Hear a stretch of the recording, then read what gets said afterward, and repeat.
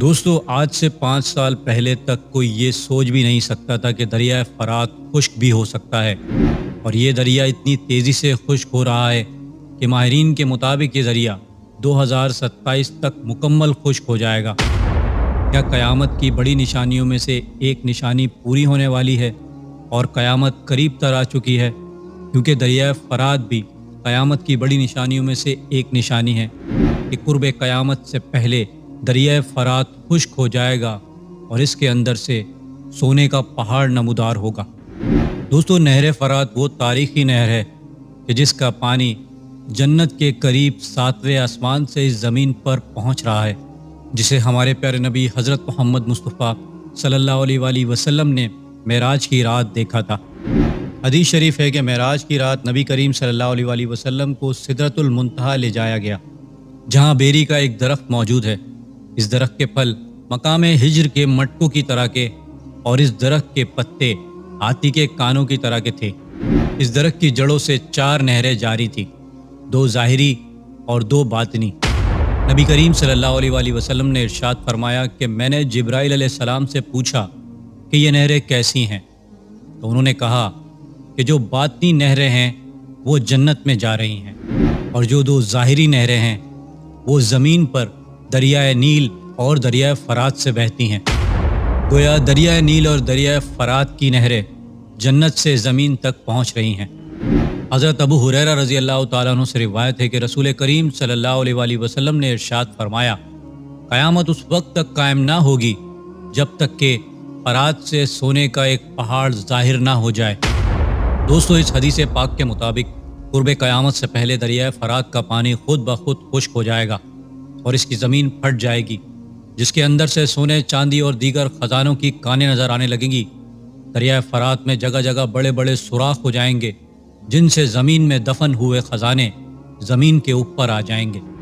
اور پھر جب دریائے فرات خشک ہو کر پھٹے گا تو اس میں سے سونے کا پہاڑ ظاہر ہو جائے گا، اور جب لوگوں کو یہ خبر ملے گی تو وہ لوگ سونا حاصل کرنے کے لیے بہت بڑی تعداد میں وہاں پہنچیں گے۔ اس سونے کو حاصل کرنے کے لیے 3 سلطنتیں یا دنیا کی 3 بڑی طاقتوں میں اتنی شدید لڑائی ہوگی کہ جب وہ لڑائی کریں گے تو اس وجہ سے بہت سارے لوگ اپنی جانوں سے ہاتھ دھو بیٹھیں گے۔ دوستو، حدیث پاک میں ہے کہ قیامت قائم نہ ہوگی حتیٰ کہ فرات سونے کے پہاڑ سے کھل جائے۔ اس پر لوگ آپس میں جنگ کریں گے، اور اس جنگ میں ہر 100 میں سے 99 آدمی قتل ہو جائیں گے، یعنی 99% لوگ مارے جائیں گے۔ نبی کریم صلی اللہ علیہ وآلہ وسلم نے ارشاد فرمایا کہ اس میں سے ہر انسان یہ سوچتا ہوگا کہ وہ ہی شاید یہ سونا حاصل کر لے اور شاید زندہ بچ جائے۔ دوستو، نبی کریم صلی اللہ علیہ وآلہ وسلم نے اس فتنے سے بچنے کا حکم دیا ہے۔ ہمارے پیارے نبی حضرت محمد مصطفیٰ صلی اللہ علیہ وآلہ وسلم نے ارشاد فرمایا کہ قریب ہے کہ فرات سونے کے خزانے سے کھل جائے،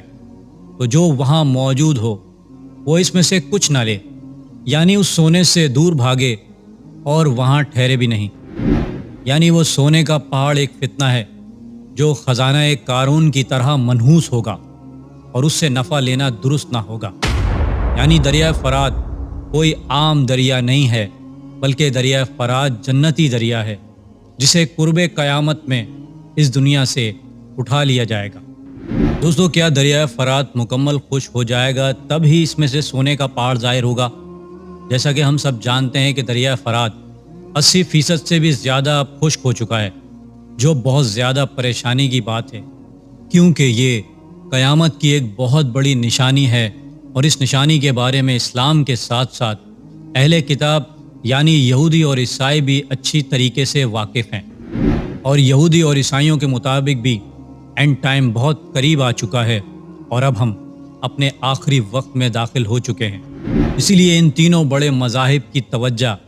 دریائے فرات کے خشک ہونے پر مرکوز ہوئی ہے۔ دوستو، یہاں ایک اور بات جو آپ کو جاننا بہت ضروری ہے کہ قرب قیامت سے پہلے کی پیشن گوئی یعنی دریائے فرات کے خشک ہو جانے کا ذکر ہے کہ دریائے فرات میں سے سونے کا پہاڑ ظاہر ہوگا، لیکن جگہ کے بارے میں ذکر نہیں ہے۔ مگر لوگوں کا یہ عام خیال ہے کہ سونے کا پہاڑ آج کے عراق میں ہی ظاہر ہوگا، جبکہ دریائے فرات عراق کے علاوہ بھی کئی اور ممالک کو اپنے ساتھ جوڑتا ہے۔ جیسے کہ آرمینیا، ترکی، شام اور عراق سے بہتا ہوا خلیج فارس میں جا گرتا ہے، تو پھر لوگ عراق، جسے میسوپوٹیمیا بھی کہا جاتا ہے، اس خطے پر ہی کیوں زیادہ غور کرتے ہیں؟ دوستو، سونے کے پہاڑ کو عراق سے جوڑنے کے پیچھے بھی ایک بہت پرانی اور قدیم تاریخ موجود ہے، کیونکہ عراق ہی وہ ملک ہے جو دنیا میں بنی نوع انسان کی آمد کے بعد سے ہی ایک بہت پرانی تاریخ اور تہذیب رکھتا ہے، اور عراق کے لوگوں نے ہی سب سے پہلے سونے کو اکٹھا کرنا شروع کیا اور سونے کو استعمال بھی کیا تھا۔ اور نمرود بھی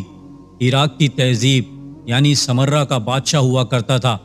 جس نے حضرت ابراہیم علیہ السلام کو آگ میں ڈالا تھا،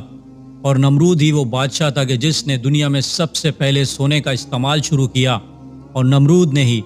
سونے کو ٹنوں کے حساب سے جمع کر رکھا تھا۔ اسی لیے دوستو، عین ممکن ہے کہ دریائے فرات کے سوکھنے کے بعد عراق سے ہی سونا نمودار ہو جائے، اور حال ہی میں اس دریا سے ایک پورا کا پورا قلعہ نمودار ہوا ہے جو پانی کی وجہ سے اس دریا میں ڈوب گیا تھا، اور آرکیولوجسٹ کے مطابق یہ قلعہ نمرود کا ہی ہے، اور آرکیولوجسٹ کے مطابق اس دریا میں ابھی بھی بہت سی چیزیں مزید پوشیدہ ہیں، کیونکہ انہیں اس بات کی امید ہے کہ یہ دریا بہت قدیمی ہے اور اس دریا میں بہت سے راز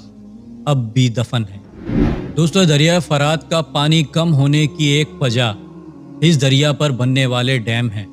اور اس دریا پر اب تک تقریباً 22 ڈیم بن چکے ہیں، جبکہ حدیث پاک میں ہمیں 1400 سال پہلے ہی بتا دیا گیا تھا کہ قرب قیامت سے پہلے دریائے فرات خشک ہو جائے گا، کیونکہ 1400 سال پہلے کسی کو یہ معلوم ہی نہیں تھا کہ اس دریا پہ اتنے زیادہ ڈیم بنیں گے اور اس وجہ سے یہ خشک ہوگا۔ دوستو، یہ دل بہلانے کے لیے تو بات ٹھیک ہے، مگر ہمارے پیارے نبی حضرت محمد مصطفیٰ صلی اللہ علیہ وآلہ وسلم کی فرمائی ہوئی بات حق ہے اور وہ پوری ہو کر رہے گی۔ اور دوستو، وہ وقت بہت نزدیک آ چکا ہے کہ جب دریائے فرات مکمل سوکھ جائے گا، جس کے بعد دنیا میں جنگ ہر مجدون شروع ہو جائے گی، کہ جس جنگ کے دوران ہی حضرت امام مہدی علیہ السلام کا ظہور، دجال کا خروج اور حضرت عیسیٰ علیہ السلام کا نزول ہونا ہے، کہ جس کے بعد قیامت بہت قریب تر آ جائے گی، کہ جس کا آنا طے ہے۔ دوستو، امید کرتا ہوں میری ویڈیو سے آپ کی معلومات میں اضافہ ہوا ہوگا اور کچھ نیا جاننے کو ملا ہوگا۔ اگر میری ویڈیو آپ کو اچھی لگی ہے تو میری ویڈیو کو لائک کریں، میرے چینل کو سبسکرائب کر لیجئے اور بیل آئیکن پہ بھی کلک کر دیں۔ اب میں ملوں گا آپ کو ایک ایسی ہی انفارمیٹیو ویڈیو کے ساتھ، تب تک کے لیے اللہ حافظ۔